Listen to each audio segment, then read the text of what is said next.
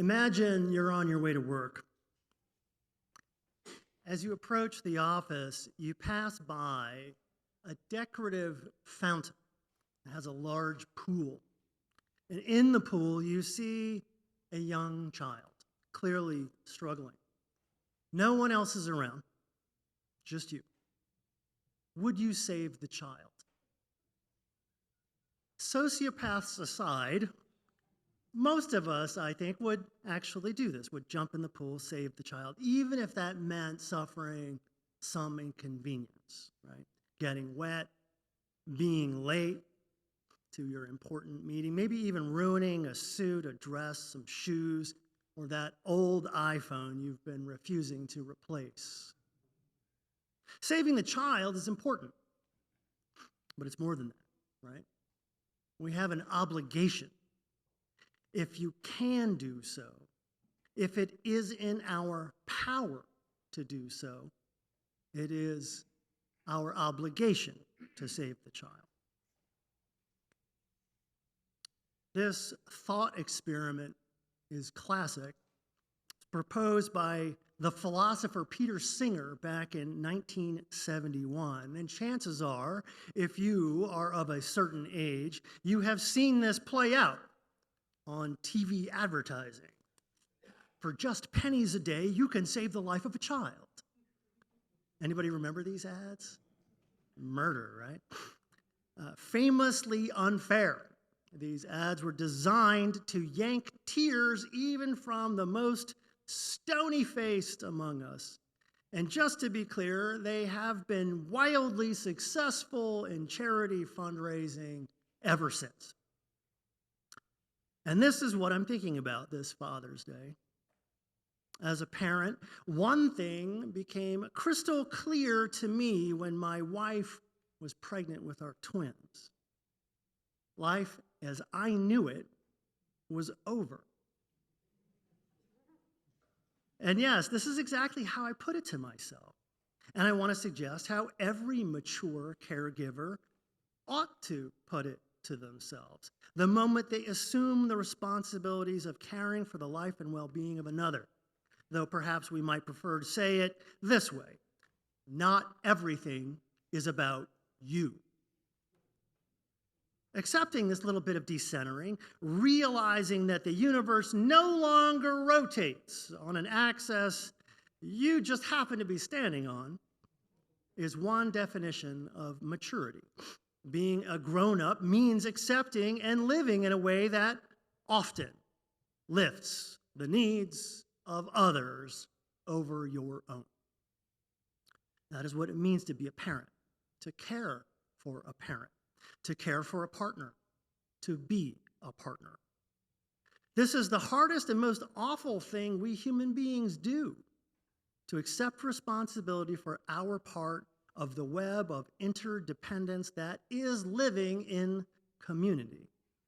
And that's to accept that it's not all about us, not anymore. Welcome to adulthood. And no, there's no award for that. Singer's thought experiment is a classic example of utilitarianism. Many of you have heard of this school of moral philosophy before. For those of you playing bingo, let me rephrase it this way. Utilitarianism says that good actions are those that benefit the majority. We can debate the finer points. There are plenty of arguments, pro and con. But the point here today is to feel this intuition that being good means that we owe something to others, that we have an obligation to help, even if that means not living the life we most want, not staying comfortable, not playing it safe. It means doing what you can, where you are, with what you have, for as long as you can. I want to say that most of us intuitively understand that this is exactly how we make the world a better place. I know this because when you chart out our own faith tradition, and you can see that we sit squarely in that quadrant of social activism. Some have gone so far to say that our faith tradition is a movement toward liberation of the oppressed, toward increasingly wider circles of concern, that we are called to transform the world through the liberating power of love. And this is why we give our time and our money. We apply our many and varied talents to bending the arc of history towards justice. Like many of you, I wish I had more to give. And that is, at least in part, why I would be an excellent rich person.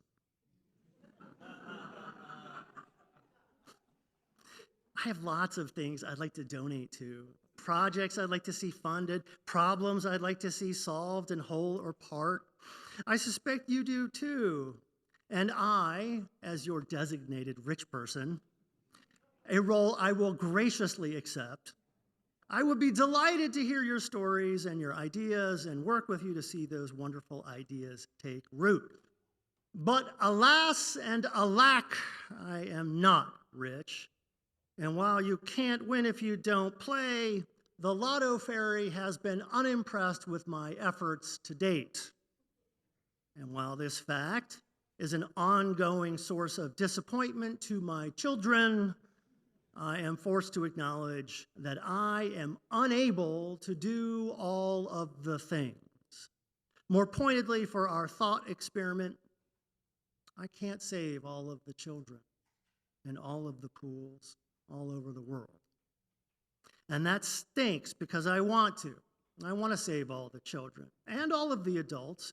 And if we're keeping track, all the fish, all the birds, and all the bees, and all the trees. I want to end hunger. I want to end racism and bigotry. I want to save the earth and all the creatures on the earth. I want to end oppression. And I suspect that most of you here do too. Here's where the caregiver thing comes back into the conversation. Just because I want to do it doesn't mean I can.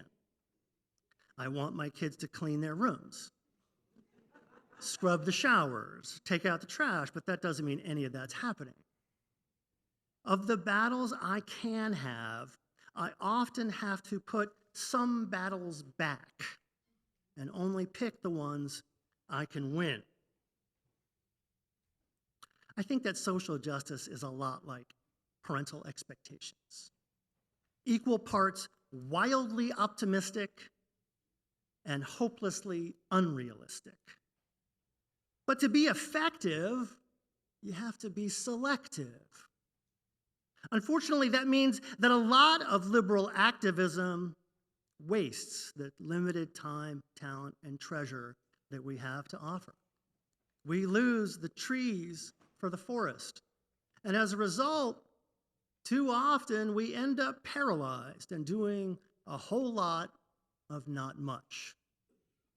Yesterday's op-ed in the New York Times by Nicholas Kristof, I don't know if anybody saw that, he echoes this. Those of us on the left side of the political spectrum regularly choose idealism over practicality, and to our detriment. Start with hunger. When we think about hunger, we think about world hunger, right? You probably remember that a couple of years ago, the UN's World Food Program laid out a $7 billion plan to end world hunger and then asked Elon Musk to fund it. Anybody remember this? As you know, Musk decided to spend $44 billion to break Twitter instead. Now, I may have missed the memo, and I don't believe any of us here have $7 billion to put towards ending world hunger. And if that is not correct, please see me after the service. But while we're sorting that out, 1 in 6 kids here in Illinois goes hungry every day. Every month, UUSG sends a group of folks to work the Illinois Food Bank, the Trinity Soup Kitchen, Lazarus House, and the Midwest Shelter for Homeless Vets. We do a lot. We do a lot of these things because They're good things to do. We can't end world hunger, but we can feed our neighbors. And every month, we struggle to find volunteers. About bigotry. A couple of months ago, Reverend Julia, my beloved partner, told us about the dozens of bills recently passed and currently under consideration in many states across our country that target our LGBTQIA plus families, friends, and neighbors, and most especially trans people. It's a scary time to be queer in America. And while you and I might have limited legislative reach into other states, that does not mean we should be idle here in Illinois, right? Last week, UUSG partnered with half a dozen affirming area churches to publicly support gay rights at the very public Aurora Pride Parade. And then yesterday, UUSG partnered with LGBTQIA plus advocacy groups and half a dozen different affirming churches to, well, hold a party to tell our families, friends, and neighbors that they are not alone. Both of these high-profile events, we at UUSG spearheaded. We can't end hate, but we can show that hate has no home here. But most of you weren't there. About capitalism. We are living in a time of the greatest inequality since Reconstruction. Huge numbers of our family, friends, and neighbors and their children can't afford health care, can't afford childcare, can't afford to go to college, can't afford to buy a house, can't afford to save, much less retire, but no problem because that stock market's rocking, right? Good times. Now, you and I, by ourselves, cannot raise the minimum wage, cannot replace Obamacare with a single-payer system, cannot create a universal basic income. But that does not mean we are unable to dramatically impact the lives of at least some of our family, friends, and neighbors. We can offer affordable childcare, daycare, and summer camps right here, so working moms can go to work. This is something we could do. In fact, every UU church and probably should do this, assuming we want to help. About climate change. As of today, that 1.5 degree warming target that climate scientists tell us we need to avoid if we want to avoid catastrophe is not avoidable. Something like 90% of the models say we're going to sail right past that target. Some predict we might be able to correct back to 1.5 degrees of warming after what they call a lengthy overshoot, but only with a massive, coordinated international effort. This is the rare challenge that cannot be addressed by local efforts. That is, we will not be saved by recycling, planting trees, or buying electric cars. It is too late for that. If we want to turn things around, we need every developing nation in the world to skip some of the developmental steps we in the West did not have to skip. And while I have tremendous sense of my own self-importance, Indonesia as a nation won't talk to me, and no Powerball win is ever going to be large enough to make them want to talk to me. The only effective strategy would be through the White House and through Congress. And that brings me back to the last big bad in my list of personal problems. About authoritarianism. Global watch groups tell us that war, death, and suffering are not just happening in Gaza and Ukraine. Currently, there are over 100 little wars happening across our globe. About any of these, what can we do? We can protest, sure. We hold vigils. We can write another check. We can even write strongly worded open letters and sign our names to actions of immediate witness, at least one of which will be voted on next week at the annual UUA General Assembly. We can even rebalance our stock market portfolios like those students across our great capitalist country have recently been demanding of their colleges. Whether any of these actions will have any impact at all is arguable. They do make us feel good, and that seems to be important. But you know what isn't feel-good, performative nonsense? Voting. If you want gun control, affordable health care, women's rights, voting rights, human rights, and even the prayer of addressing climate change or working for peace in the larger world, you are in luck because all of that is on the ballot this year.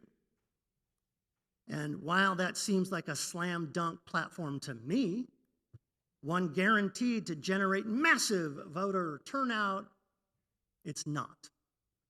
Just a year ago, forecasters were predicting a tidal wave of newly of-age voters out for revenge over Roe v. Wade. Those students, however, right now are big mad at Genocide Joe. That's what my liberal activist colleagues are calling President Biden. Of course, this demographic has never significantly turned out to vote, but that's the point. The kids are not going to save us. We understand the importance of voting. That's why we hosted a Get Out the Vote event here at UUSG 2 years ago. We asked voters in swing states to register and vote. Simple thing, easy thing. And we'll be doing it again soon. But maybe we need to do more. Will we canvass, campaign, call, write, send letters, advocate to our distant families and friends, even those we don't like? Will we drive people to the polls, be a poll watcher?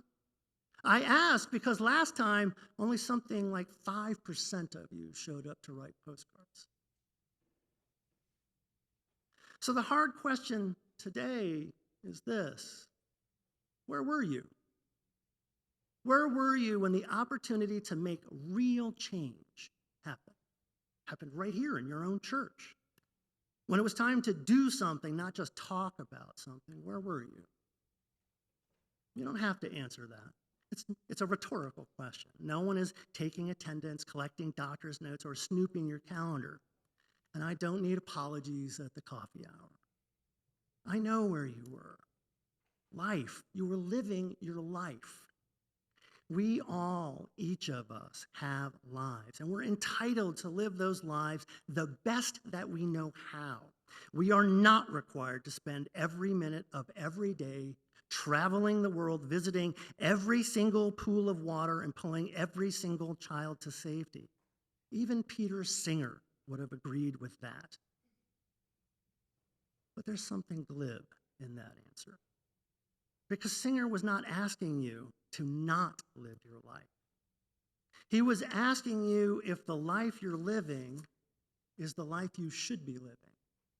If the life you're living might be just a little different.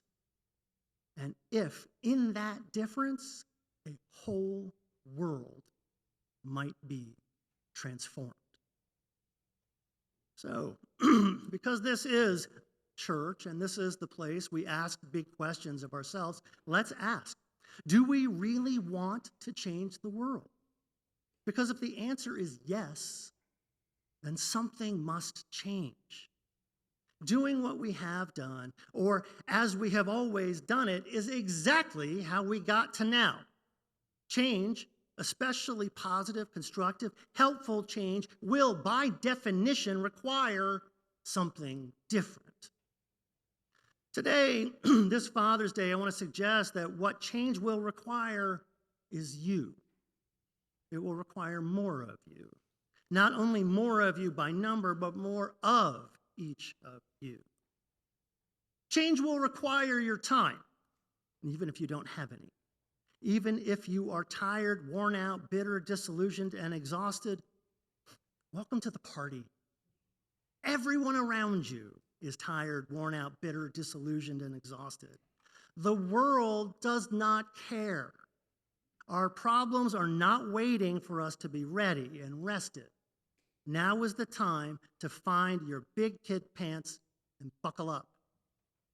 Change will require your specific talents.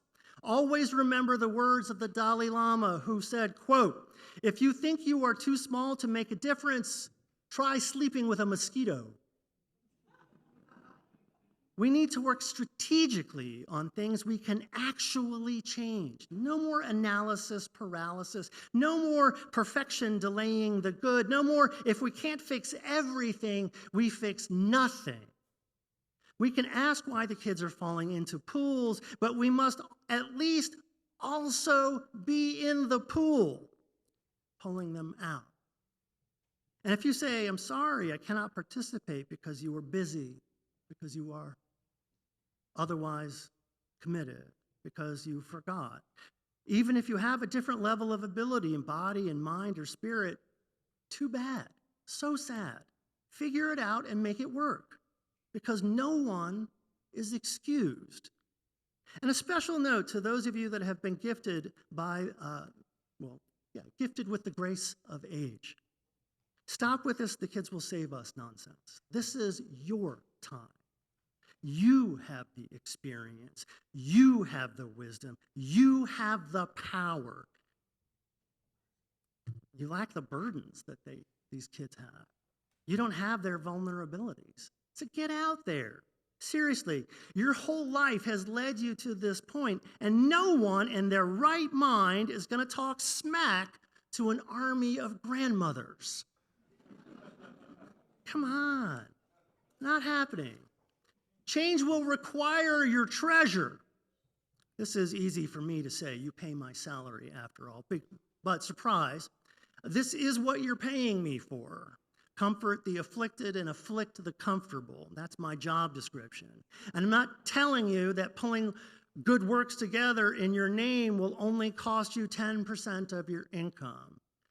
Because I fear there will be a day when you wish the final bill was that low.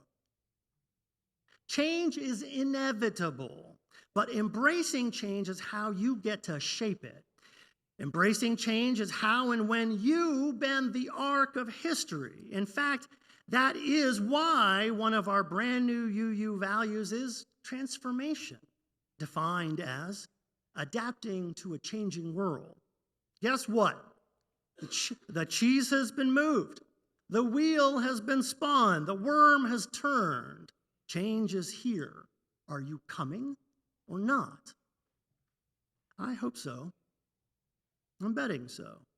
Even though what we need to do is big, even though it will be scary, you are needed. You are called. And as the Talmud teaches us, quote, do not be daunted by the enormity of the world's grief.